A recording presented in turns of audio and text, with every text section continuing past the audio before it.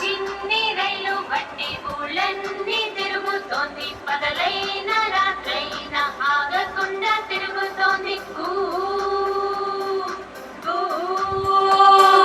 కొండ కోనలలోన హాయిగా తిరుగుతోంది, గాలి కన్నా వేగంగా తొందరగా తిరుగుతోంది.